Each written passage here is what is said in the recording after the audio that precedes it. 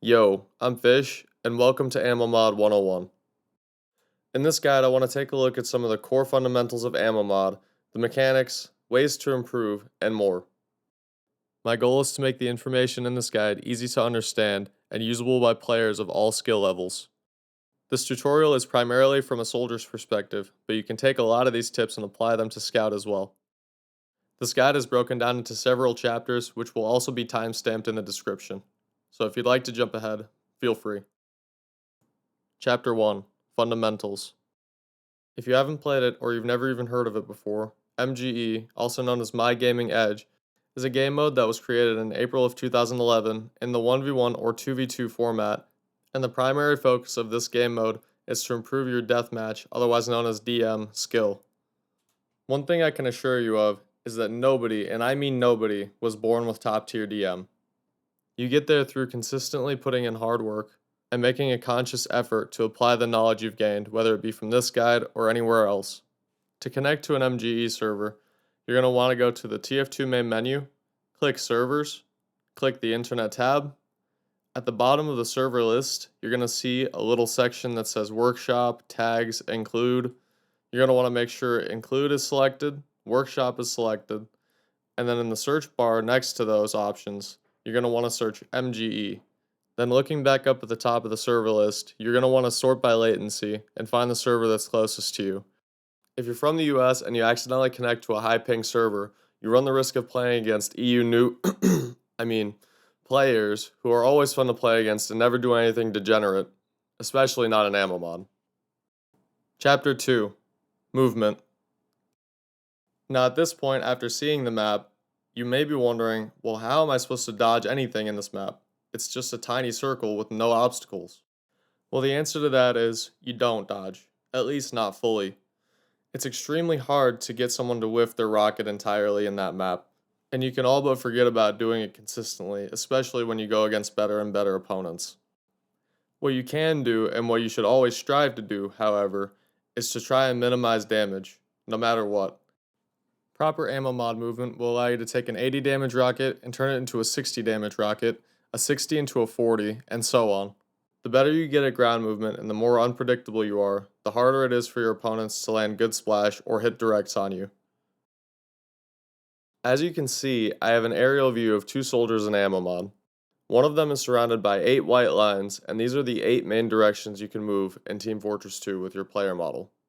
You're going to want to practice your movement enough to be able to utilize all 8 directions and combinations of directions, as well as throwing good fakes at your opponent to keep them second guessing and to make you less predictable. So what exactly does a fake look like? Faking, in simple terms, is essentially pretending you're going one way and then actually going another. You can get very creative with fakes and the sky's the limit. You can do things like layering your fakes, or you can change the rate at which you throw the fakes, sometimes stopping entirely depending on how hard your opponent is trying to read you. As I had said before though, your goal is not to take 0 damage. That is practically impossible. Instead, your goal is to try and take as little damage as you can while also maximizing your damage output.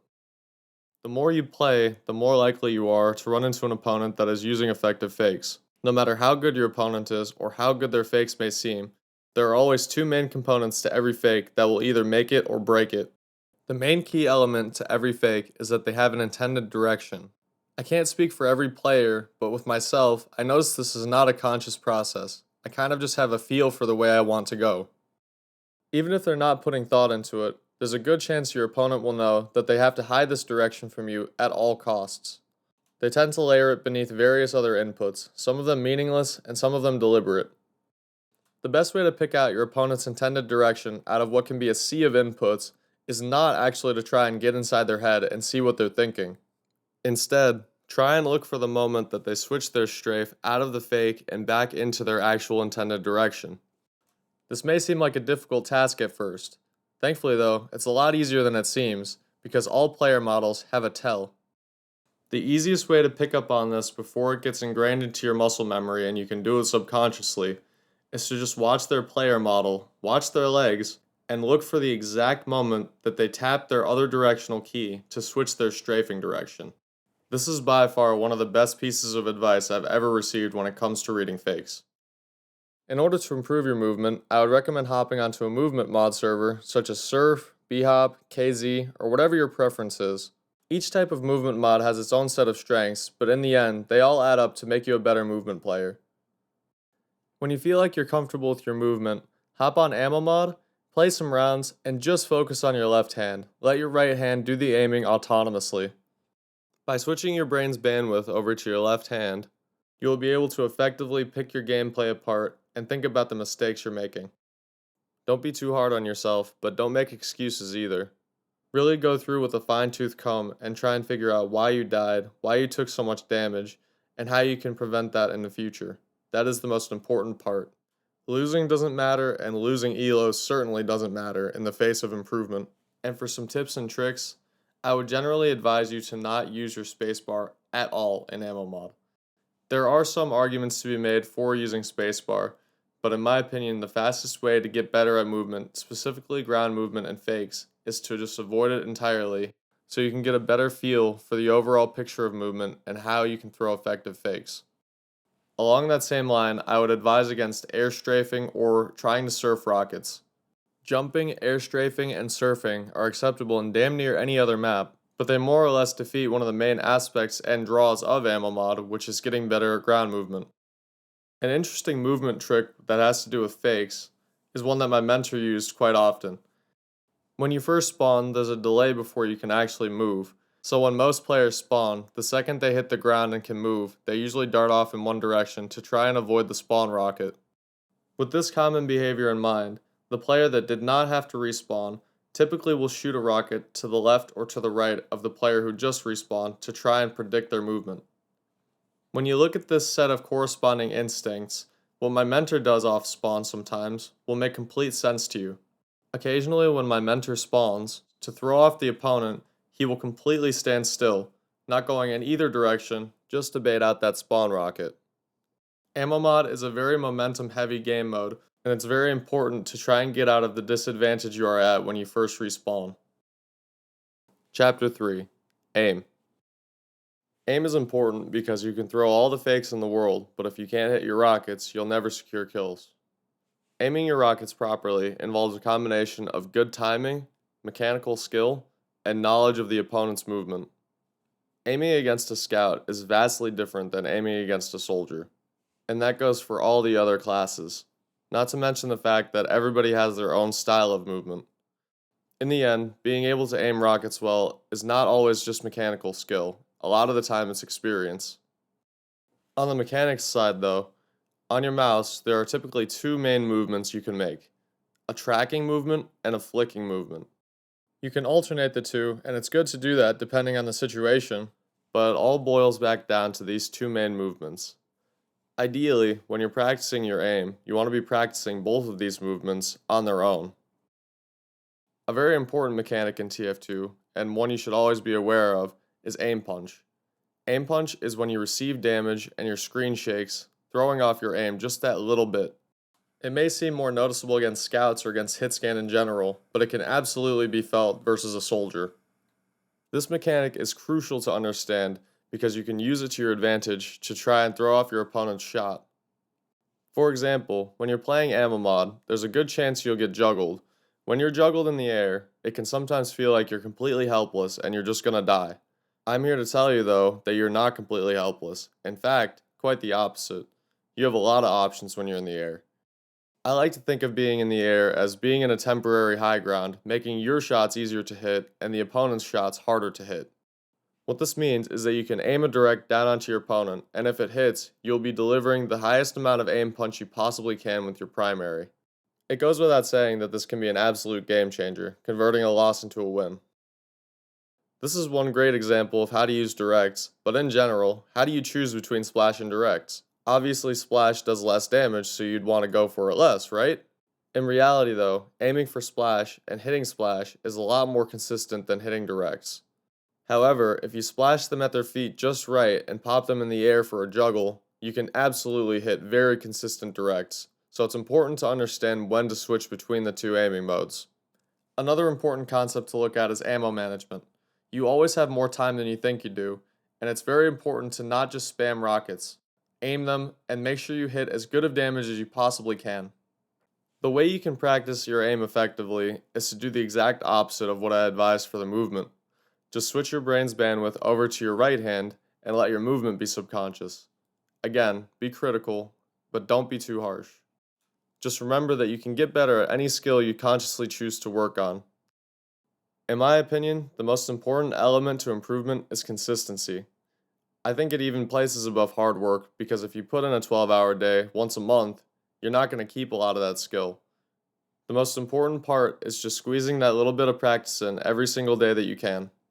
Finding a good balance between a level of hard work and consistency is extremely important for rapid improvement.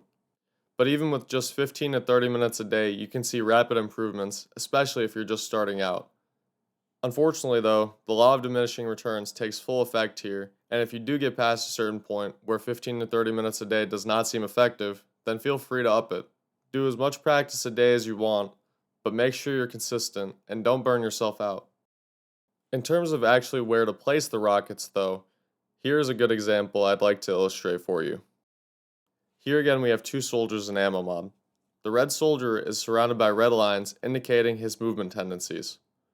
The big lines can be interpreted as his intended directions, and the smaller lines can be interpreted as fakes. If you're in the blue soldier's shoes, you'd want to maximize your chances of hitting effective splash, so that if he changes direction, your rocket still has a high chance of hitting. The blue circles on the ground are where I would ideally like to put my splash, and as you can see, they overlap with multiple of the lines. The blue lines are where I like to aim if I'm going for a direct. If you aim directly at your opponent, chances are they will have already moved by the time your rocket arrives. I like to put my directs just slightly to one side of the opponent, just so they have a better chance of strafing into it. I'm not trying to say that that's the best or that's the only way to aim directs, that's just my way of going about it. If you'd like to find your own method, please feel free. Another tip I've got for your aim, especially when it comes to Ammomod, is that less is more. Instead of whipping your mouse around violently, I would go for more controlled, slower, and therefore more consistent movements.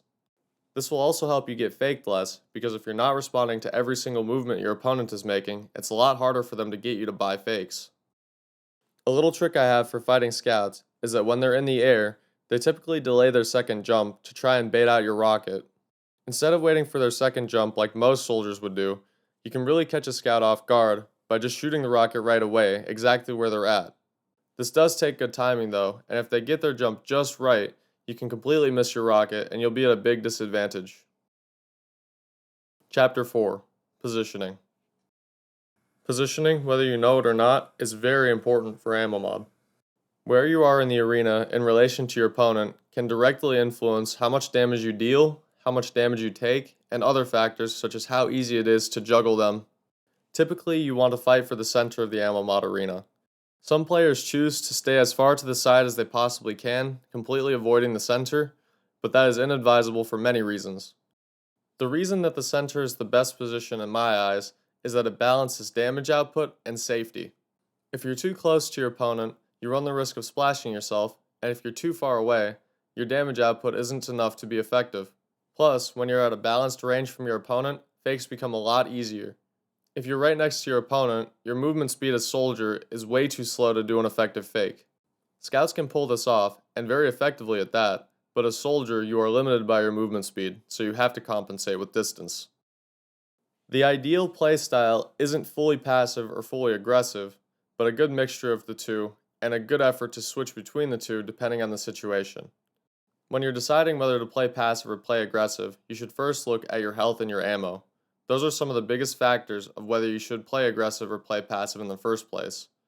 With your standard soldier loadout for Ammomod, which is rocket launcher, shotgun or gunboats, and a melee of your choice, it is not possible to regenerate health. It is, however, very possible to reload an Ammomod, so if you're out of rockets, you want to take a step back and distance yourself from your opponent so you can reload one or two and come back stronger. Also, if you take a lot of damage when you first spawn, generally the two ways to go about it are either play very passive and try to chip away some of your opponent's health while dodging their rockets, or go extremely aggressive and aim for directs faster than your opponent can hit splash. Whether you choose one or the other also depends on how far you are from your opponent when you spawn, so play it by ear.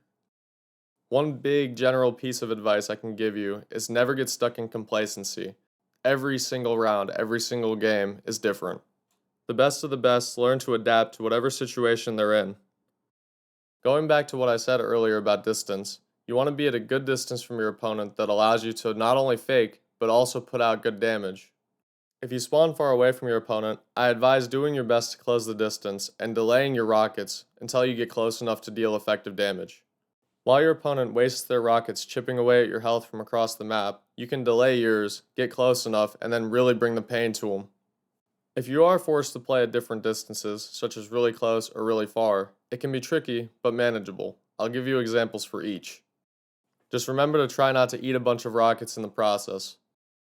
If you're far enough away from your opponent, outside of a comfortable range, just try your best to hit as much splash as you can. Going for directs at these far distances is usually not beneficial because they A, do less damage, and B, are far harder to hit. Conversely though, if you're really close to your opponent and you're far enough away to not splash yourself, then by all means, go for directs. Sometimes at these close distances, it's even worth it to go for directs if you do splash yourself. Unfortunately, even with gunboats equipped, you do full self-damage with splash or directs that also hit an opponent. Regardless though, the damage you receive from self-splash is far less damage than you'll be dealing to an opponent with a direct. A good combination I like to use at these point-blank ranges is to hit the initial direct, absorb some of that self-splash, and then shoot the rest of the rockets at the floor behind the enemy so that I don't splash myself. In order to practice your positioning, first look at your situation, look at where your enemy's at, and look at the details to try and find out what the best position would be for the situation. The more you do this consciously and make an effort to apply it, the better you'll get at it. Eventually you'll be able to do it subconsciously and you won't even need to think about it. To give you an example of a thought process you might use, if you see an opponent spawn across the map from you, you might think to yourself, A, I should either go for consistent splash, or B, I should try and close this distance safely and do more damage with my rockets. A tip I have for you is to let your mechanics try and complement your positioning. So for example, if you're getting aggressive and you're pushing into them, go for the bigger damage rockets.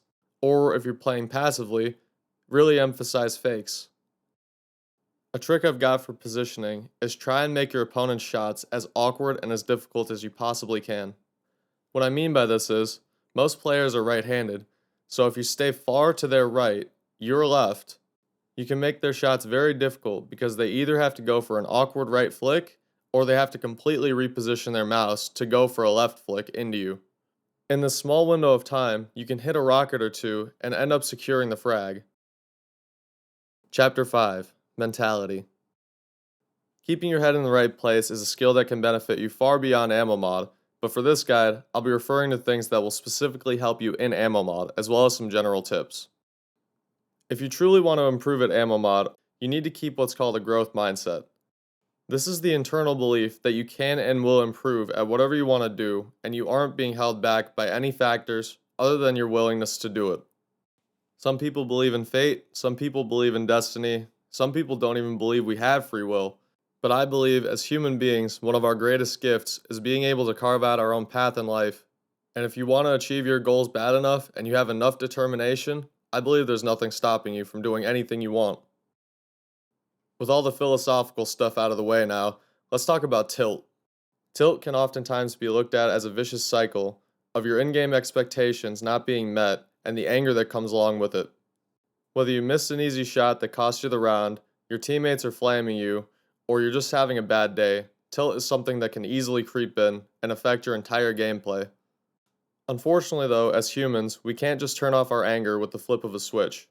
And if something really gets under your skin, it's very easy to let it bother you long after the game has even ended. And I understand that the embarrassment and the pain and the anger you can experience when you lose something you shouldn't, or you just don't play right, can really have an impact on your mental state in real life. Well, I'm here to tell you right now that these mistakes, no matter how painful they may seem in the moment, they could never define who you are as a person, in-game or real life. Understanding this fact takes away a lot of the sting of making mistakes, and you will end up being a far better player than if you're constantly worried about screwing up and looking bad in front of people. This mentality shift can also help you manage tilt. If you figure out what went wrong and find a way to prevent it in the future, nothing else really matters. Don't let it consume you, and definitely don't think that it makes you a bad player. I can guarantee you that the best of the best have off days, and they make mistakes just like you and I. That being said, when you do experience tilt, is it a good idea to take a break, or do you keep playing? The answer to that lies within you as a person. What helps one person may harm another, and what motivates one person may cause another to completely quit. So if you're someone who enjoys fighting when the odds are against you, and it motivates you to get better, by all means, play through the tilt. But if you're someone who's overly critical towards themselves, or you beat yourself up over a loss, and it's starting to affect your mental health, please, by all means, take a break, or step back from it entirely. It's not worth your mental health. One thing that can cause tilt to spiral out of control very quickly is when people start flaming you in game. Try not to take this personally. Either they're just trolling and they're trying to get a laugh, or they're genuinely trying to insult you or hurt you. Either of these options reveal far more about their character than it could ever reveal about yours. In fact, it says nothing about your character when this starts happening. Either way, the best option is to just ignore them and pretend like they never even existed. This is not always easy to do, and I've had moments of weakness where I start flaming them back. What I'd like to say here though is that I regretted stooping to their level. I'd never regret standing up for myself. By all means, if someone crosses that line and starts truly disrespecting you, I do not want you to just sit there and take it. There aren't many things in life that you can regret more than letting someone walk all over you. If someone says you're bad in chat or they tell you to uninstall, let them keep thinking that. It doesn't matter what they think about you as a player. But when they cross that line from the game into real life, that's when it can get real. This is a rare thing to have happen to you, but if it does happen to you, do not ever hesitate to stand up for yourself, like I said. But going back to what I said before, it very, very rarely ever matters what anyone says to you in game. If they're giving you compliments, great, take that in stride. But if they're insulting you, it is always, and I mean always, a reflection of their internal state of being. Don't let their negativity and their projections stick to you. It doesn't affect you. And lastly, it's important to try and tell the difference between someone's flaming you and the off chance they're actually trying to help you. I've learned a lot of great things from players who just said the advice in a bad tone. And one thing I can certainly advise you, please, if someone reaches out to try and give you some advice and they're willing to try and help you through, take it. It's once in a blue moon you'll ever run into a player who's willing to invest their time and effort into making you better, especially for free. It's players like this who deserve the utmost respect, and you should absolutely put in the time and effort to show them that their advice was not wasted on you. It's hard to overstate the true value of someone teaching you one-on-one. And I've been on both sides of this coin. As a mentee, I've never been ungrateful towards anyone who's tried to teach me something. I've always said thank you, and I've always tried my best to apply it in game. And as a mentor, I've taught quite a few people my tricks, and those who were ungrateful or were disrespectful, I cut out very quickly. And mentees who were grateful, well, they get a whole guide video, laughing emoji. Chapter 6, Demo Review. For privacy purposes, I have censored the player's name by blocking the kill feed in the chat, but just know that this player is a very high-level Ammomod player and can certainly be used as a great example. I went through this demo and picked out some of the best parts illustrating the core concepts and values I introduced earlier. I'll play them once at full speed and once in slow motion so you can see exactly what's going on. For this first part, I wanted to demonstrate to you that the mind games and the fakes can even begin before the round starts. If you watch carefully, just after the timer hits 1, he throws a fake. He goes right for just a tiny bit and then switches his direction back to left. Even though the round hadn't even started yet, in my mind it registered as a fake, so I played it like one.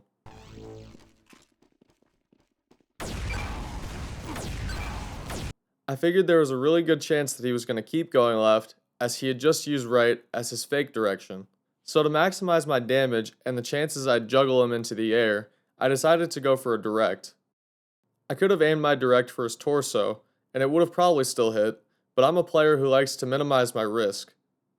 To do that, I chose to aim my direct at his legs at such an angle that if I did miss, I would still have a good chance of hitting him with splash. My next few rockets, I just aimed to combo him and try and keep him up in the air. I'll play this again for you in slow motion, and really pay attention to the beginning, as it more or less determined the whole fight.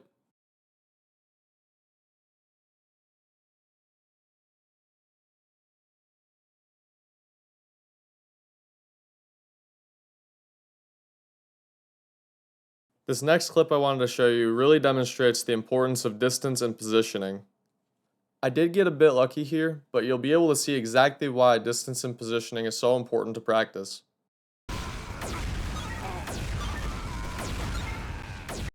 In this one, right off the bat, I noticed we were really far apart because I had just spawned and he just landed near the wall.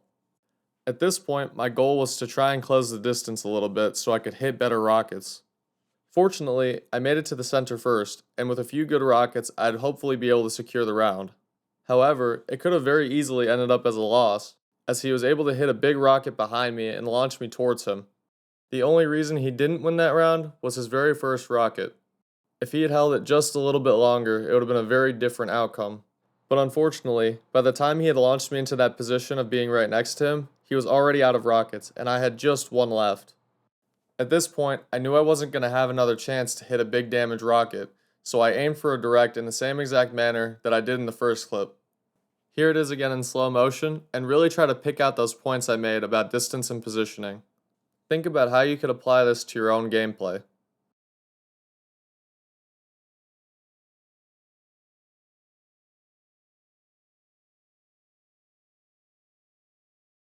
This clip will show you what a couple of good fakes look like from my perspective. It really goes to show how powerful fakes can be when they're well timed and well executed.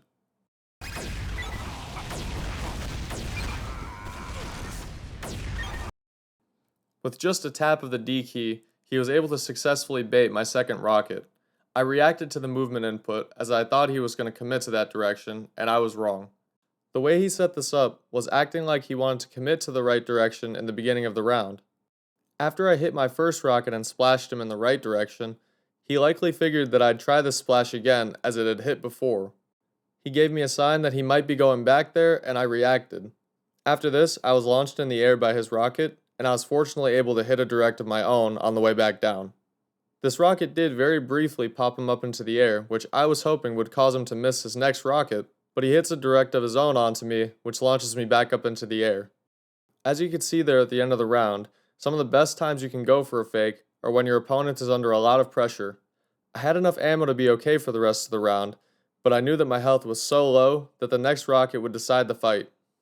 He knew that my health was low, and he knew that I was probably going to try and hit him as hard as I possibly could with my next rocket, so he knew his fake was going to be very effective. It worked out, I barely scratched him, and he ended up securing the round.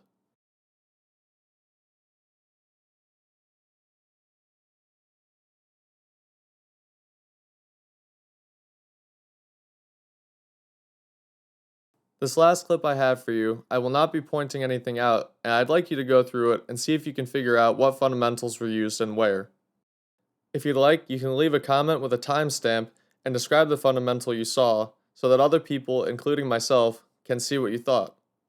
Without any further ado, here it is.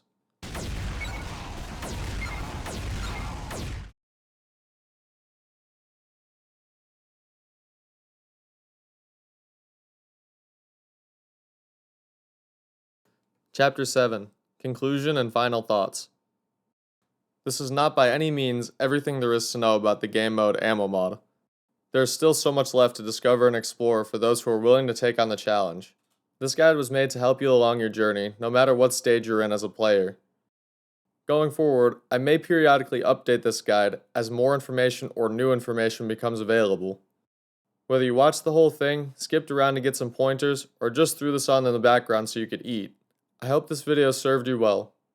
Be sure to check the description for some helpful commands, and absolutely, if there's a question you needed answered and I didn't cover it in this video, please drop it in the comments. I'll do my best to respond quickly. This concludes Ammomod 101, and I wish you the best of luck out there.